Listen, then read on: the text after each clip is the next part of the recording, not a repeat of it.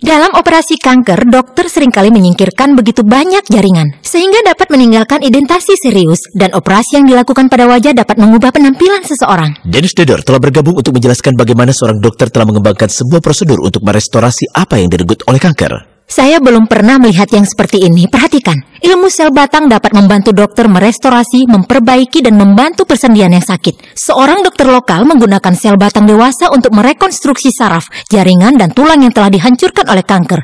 Dia memberi harapan kepada seorang pria yang telah diberitahu bahwa tidak ada yang dapat dilakukan lagi untuk memulihkan wajahnya.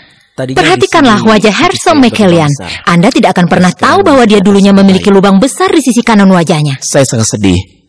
Saya sangat marah karena dokter sebelumnya melakukan operasi, meski memang itulah yang harus dilakukan. Ia dulunya mengidap kanker kelenjar ludah yang mengharuskan sebagian rahangnya diangkat. Saya mengalami rasa sakit luar biasa di seputar rahang karena saraf-saraf yang terekspos.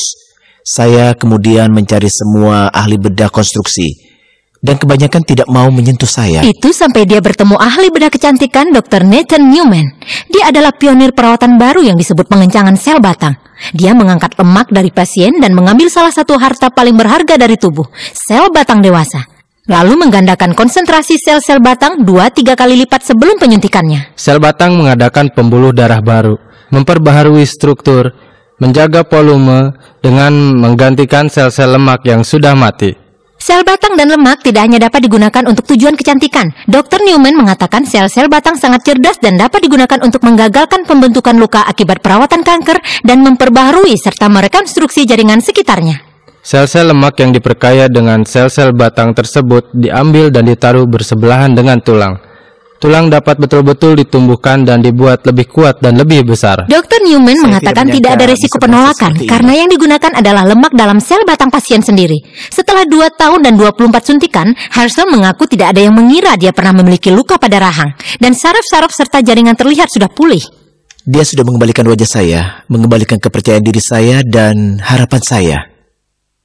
Biaya prosedur ini bergantung pada banyaknya suntikan yang diperlukan seseorang. Perawatan untuk satu area dapat menghabiskan sampai ribuan dolar. Dr. Newman mengatakan hampir semua orang dapat menjadi kandidat untuk pengencangan sel batang. Dan satu-satunya limitasi adalah prosedur ini bergantung pada banyaknya lemak yang dimiliki pasien. Dia melakukan berbagai hal berbeda termasuk untuk mata dan wajah. Dan saya akan memberitahukan pada laporan mendatang. Wajah pasien terlihat mengagumkan. Hebat, bukan?